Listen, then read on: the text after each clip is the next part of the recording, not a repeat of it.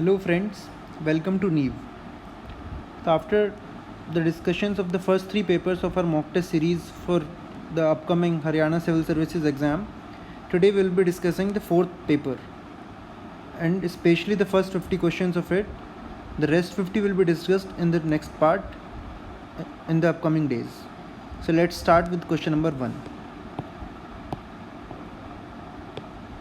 Kamrup, Hailakandi, Barpeta. The districts in news are of which of the following Indian states?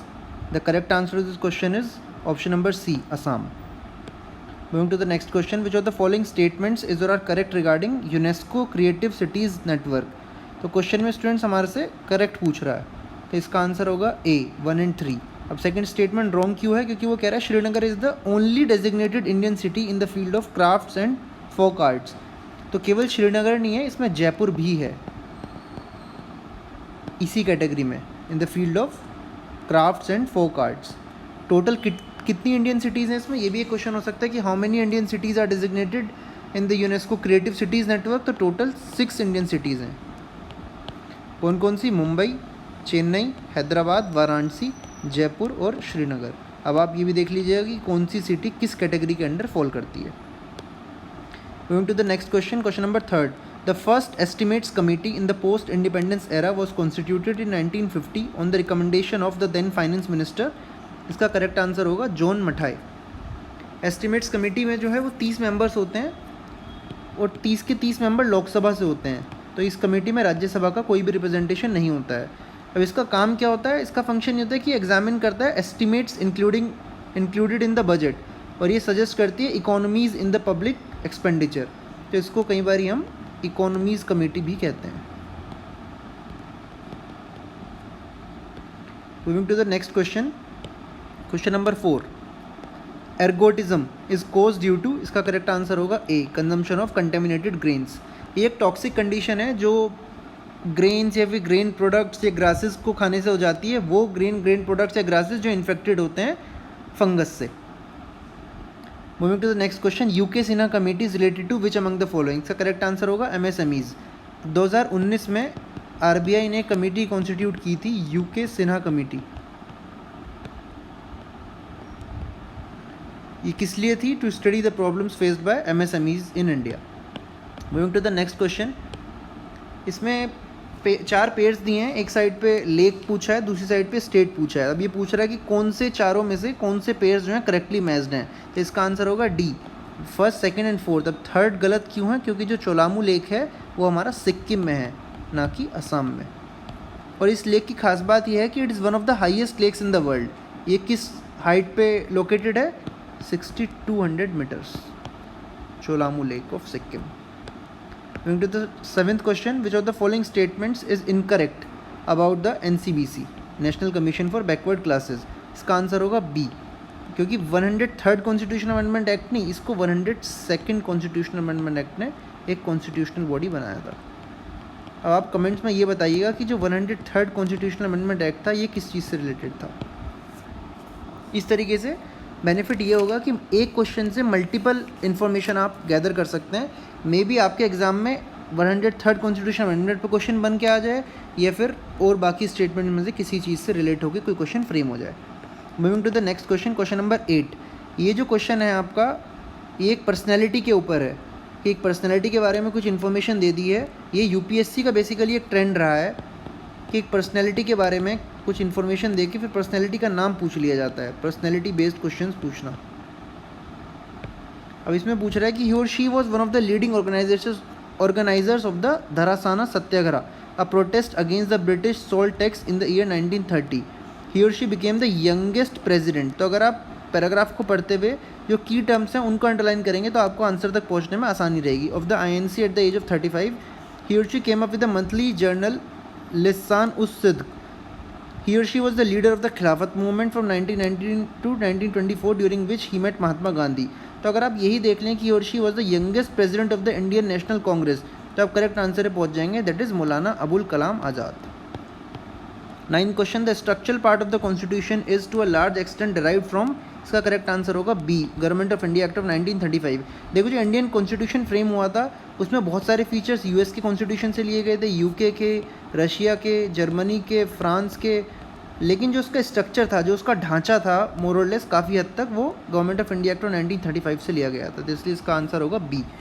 Moving to the next question, the 10th schedule was added in the constitution by which of the following constitutional amendment act. इसका correct answer होगा option number A, 52nd constitutional amendment act. Last year का जो HCS का paper था 2021 वाला, उसमें एक question आया था एंटी डिफेक्शन लॉ के ऊपर, 4 स्टेटमेंट बेस्ड क्वेश्चन था वो।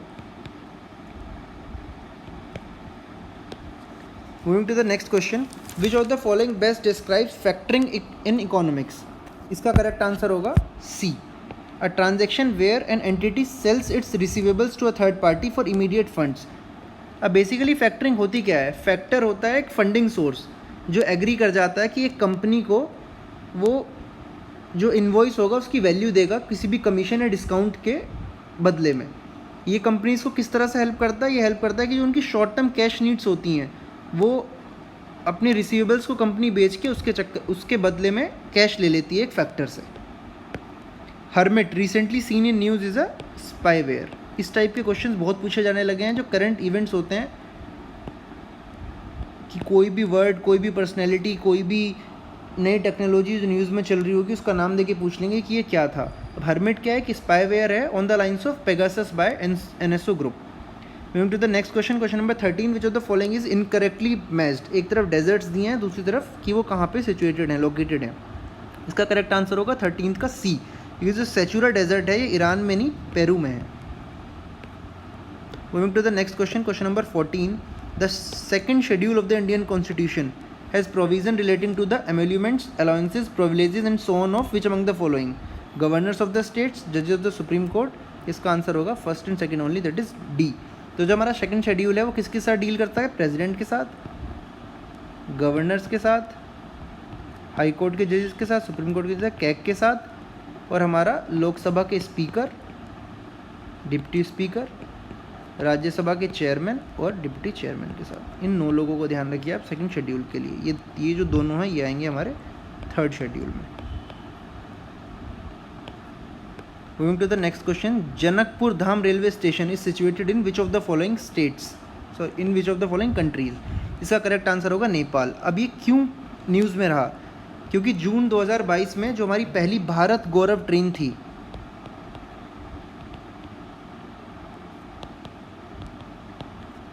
वो दिल्ली के सफदरजंग रेलवे स्टेशन से जनकपुर धाम रेलवे स्टेशन नेपाल पहुंची थी। अब आप मेरे को कमेंट में बताइए कि भारत गौरव ट्रेन क्या है, इसकी स्पेशलिटी क्या है, इसका ऑब्जेक्टिव क्या है, ये कब से स्टार्ट हुई है। Moving to the next question, the concept of welfare state in Indian constitution means.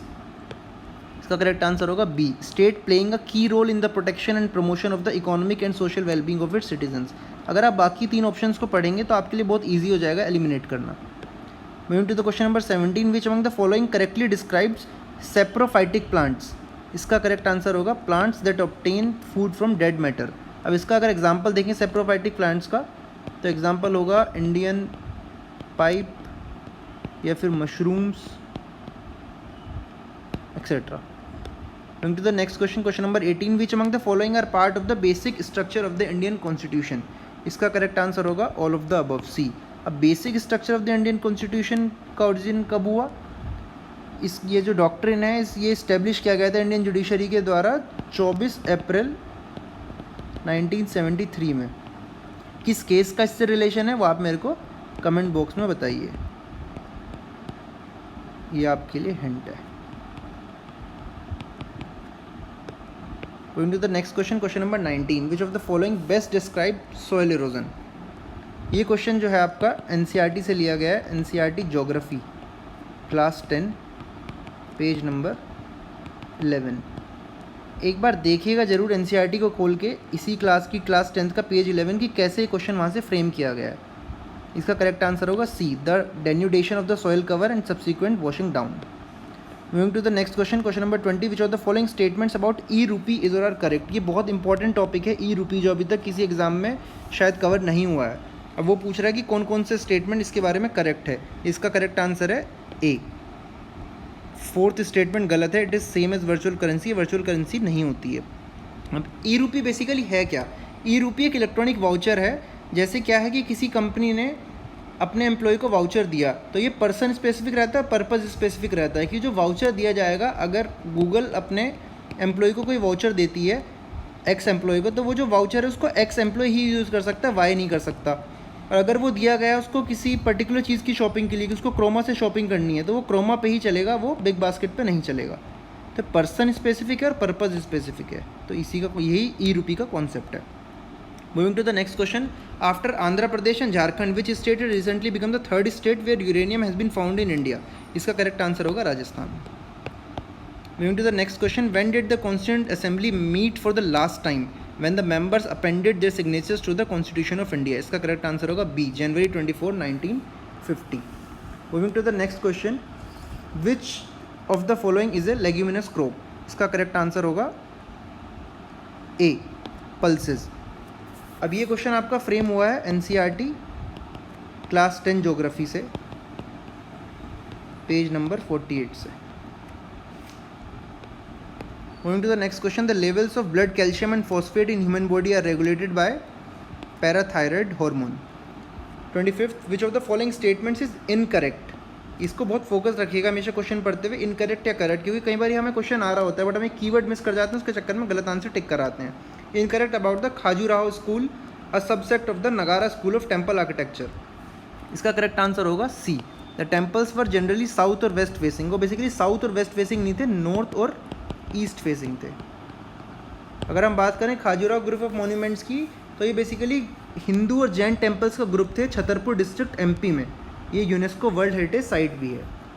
Moving to question number 26, India is the fourth largest exporter of tea in the world, who among the following is not in top 3? मतलब top 4 में एक तो India हो गया, बाकी 3 इसमें से और हैं, कौन नहीं है टॉप 4 में? वो है ब्राज़ील। चाइना लार्जेस्ट है। Moving to question number 27, which among the following is the fourth largest island area wise of the world? इसका करेक्ट आंसर होगा सी, मेडागास्कर। अब अगर पूछें लार्जेस्ट कौन सा है, तो है Greenland. Question number 28, which of the following recently published its report titled India's booming gig and platform economy? Correct answer is NITI Aayog. Question number 29, which of the following are the ways to solve the problems of land degradation? ये question हमारा वही class 10 geography के NCERT से बनाया गया है, page number 7 से। इसका करेक्ट आंसर होगा C, all of the above. Control on mining activities, proper management of grazing, planting of shelter belts of plants, stabilisation of sand dunes. ये बहुत इजी क्वेश्चन है। Question number 30, measles and mumps are caused by virus. Question number 31, which of the following statements is correct about article 222 of Indian constitution? इसका correct answer होगा A, 1 only. Correct पूछ रहा है वो हमारे से। सेकेंड स्टेटमेंट गलत क्यों है?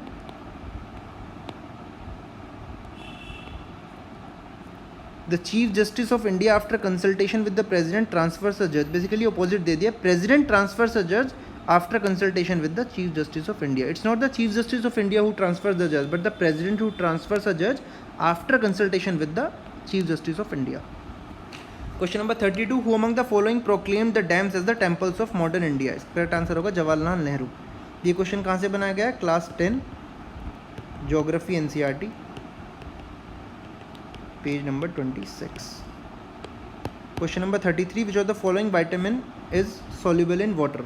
33 का करेक्ट आंसर होगा सी, बी और सी ही 2 विटामिन है जो सॉल्युबल इन वाटर होते हैं। Question number 34, national commodity and derivatives exchange limited NCDEX recently launched agri index futures contract known as GUAREX. अब गोआरेक्स क्या है? ये एक इंडेक्स ट्रैकिंग है जो प्राइस मूवमेंट को ट्रैक करती है in the future contracts. Question number 35, consider the following pairs. एक तरफ पेंटिंग दी है, दूसरी तरफ स्टेट दिया है, ये पूछ रहा है कि कौन से करेक्टली मैच्ड हैं। सॉरी, ये इसमें UPSC के पैटर्न पे पूछ रहा है कि कितने पेयर्स मैच्ड हैं। ये इस बार UPSC ने नया इनोवेशन लेके आया जो कि बहुत, ये थोड़ा टफ बनाया था आपके क्वेश्चन को और थोड़ा सा इंटरेस्टिंग भी हो जाता है। इसका करेक्ट आंसर होगा सी, ओनली 3 पेयर्स। अब कौन सा पेयर गलत है? पट्टा चित्रा, क्योंकि ये यूपी में नहीं है, ये उड़ीसा में है। बाकी पाइटकर पेंटिंग झारखंड में है, कालीघाट कोलकाता में है, थांगका सिक्किम में है। तो इसका करेक्ट आंसर होगा only 3 pairs. Question number 36, which of the following factors have led to the decline in India's biodiversity? ये क्वेश्चन भी आपका क्लास 10 की एनसीईआरटी से है। तो इस टेस्ट में हमने जो है आपकी ज्योग्राफी की जो क्लास 10th की एनसीईआरटी थी उसको कवर किया है। पेज नंबर 18 से बनाया गया, जिसका आंसर है C, all of the above. Question number 37, which of the following can be found as pollutants in drinking water in some parts of India? Arsenic, sorbitol, fluoride, formaldehyde and uranium. इसका correct answer होगा A, 1 and 3 only, that is arsenic and fluoride only. Consider the following pairs, tribes और state. एक तरफ tribe दिए, दूसरी तरफ state पूछ रहा है कौन से करेक्टली मैच्ड हैं। इसका करेक्ट आंसर होगा सी, 1 and 3, क्योंकि जो वानियार ट्राइब्स हैं हमारे, ये हमारे एमपी में नहीं होते हैं बल्कि तमिलनाडु में होते हैं। Moving to question number 39, B N Rau committee was formed in 1941 to codify Hindu law. The correct answer is B. Question number 40, arrange the following countries in increasing order, मतलब असेंडिंग ऑर्डर में पूछ रहा है इंडियाज एक्सपोर्ट्स के। तो इसका correct answer होगा D. तो इसका मतलब जो फर्स्ट है यूएसए से हमारे सबसे ज़्यादा होते हैं, फिर यूएई से होते हैं, और इस पैटर्न में सबसे कम हमारे हांगकॉन्ग से होते हैं, फिर चाइना से, फिर यूएई से, फिर यूएसए। तो इसका करेक्ट आंसर होगा 40 का D. Question number 41, which of the following is incorrect about the Nykaa school of art? Question number 41 का इनकरेक्ट पूछ रहा है। इनकरेक्ट कौन सा है? इसका करेक्ट आंसर होगा C, it has no Islamic influence. उसमें इस्लामिक इन्फ्लुएंस होता था नायका स्कूल ऑफ आर्ट में। अब जो नायका स्कूल ऑफ आर्ट है, ये हमारी जो मीनाक्षी टेम्पल है मदुराई का, उसमें भी रिप्रेजेंट करी गई है। Moving to question number 42, which of the following is the largest producer of nickel? इसका करेक्ट आंसर होगा Indonesia. 43, the first cooperative society named Rochdale Society of Equitable Pioneers was initiated in Britain in 1844 AD by Robert oven.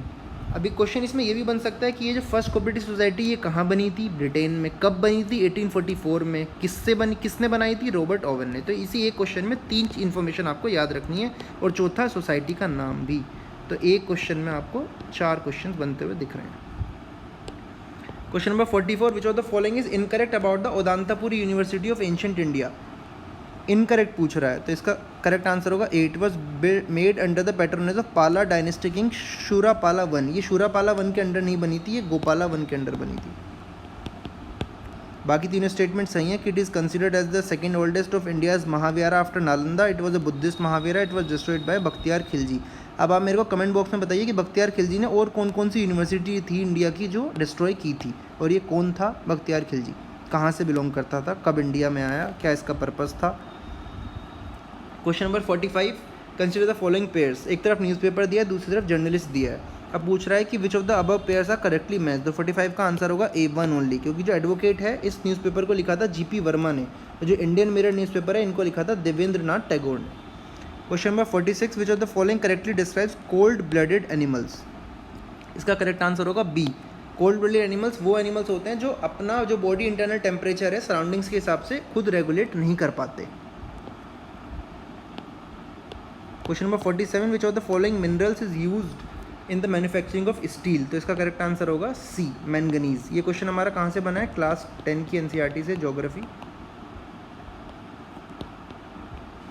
Page number 53 से।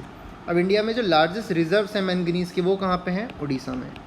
अब आप मेरे को comment box में बस ये और बता दीजिए कि जो लार्जेस्ट प्रोड्यूसर कौन है इंडिया में मैंगनीज का। एक हिंट दे देता हूँ, उस स्टेट का नाम स्टार्ट होता है M से। Question number 48, consider the following statements regarding the economically weaker section quota recently seen in the news. अब वो पूछ रहा है which of the above statements is are correct. It was introduce under the 103rd constitutional amendment act 2019। Correct. It is for economic reservation in promotion के लिए नहीं है basically, वो सिर्फ एक बेसिक एडमिशन के लिए है, स्टार्टिंग पॉइंट पे एंट्री के लिए है। It also enables the states to provide reservation to the EWS। बिल्कुल सही। तो इसका करेक्ट आंसर होगा, वो करेक्ट पूछ रहा है 1 and 3 C। Question number 49, choose the incorrect statement among the following. तो इसमें इनकरेक्ट कौन सा है? Second, the famous Lord Macaulay's minute settled the orientalist anglicist controversy in the favour of orientalist. उसने ओरिएंटलिस्ट ने एंग्लिसिस्ट के अंडर में इसको कंट्रोवर्सी को सेटल किया था, क्योंकि उनका ये सेटलमेंट हुआ था कि इंग्लिश में ही पढ़ाया जाएगा। अब ये जो लॉर्ड मैकॉले की माइन्यूट है ये आई कब थी? 1835 में। और जो लॉर्ड मैकॉले थे उनका मानना ये था कि जो इंडियन लर्निंग है वो इन्फीरियर है यूरोपियन लर्निंग से। Moving to the last question of the day, which of the following statements is incorrect about the legislative councils in India? इसका करेक्ट आंसर होगा बी। इनकरेक्ट पूछ रहा है वो हमारे से, क्योंकि मिनिमम स्ट्रेंथ है वो 1/3 कह रहा है ये। बेसिकली ये हमारी मैक्सिमम स्ट्रेंथ होती है इसकी, लेजिस्लेटिव काउंसिल की। मिनिमम स्ट्रेंथ कितनी होती है? 40। तो दोस्तों इस तरह से आज हमने पार्ट 1 अपने SCS के 4th मॉक टेस्ट का कवर कर लिया है। वह मिलते हैं नेक्स्ट पार्ट में, जिसमें हम क्वेश्चन नंबर 51 to 100 डिस्कस करेंगे। एक इन्फॉर्मेशन और देना चाहूँगा कि हम अगले वीक BPSC प्रीलिम्स के लिए भी 5 मॉक टेस्ट की एक free prelims test series start कर रहे हैं, जिसमें 5 फुल लेंथ टेस्ट दिए जाएंगे। BPSC के लिए 5 full length test free of cost, इसमें 150 क्वेश्चंस होंगे, उनका PDF, आंसर की और डिस्कशन वीडियो आपको हमारे टेलीग्राम चैनल पर ही मिलेगा। तो आप हमारे टेलीग्राम चैनल NEEV_Civils को सब्सक्राइब कीजिए। बाकी आपको सारी इन्फॉर्मेशन इस वीडियो के कमेंट बॉक्स में, डिस्क्रिप्शन बॉक्स में मिल जाएगी। इस वीडियो को अगर आपको पसंद आए तो लाइक कीजिए, बाकी हमारे साथ बने रहिए।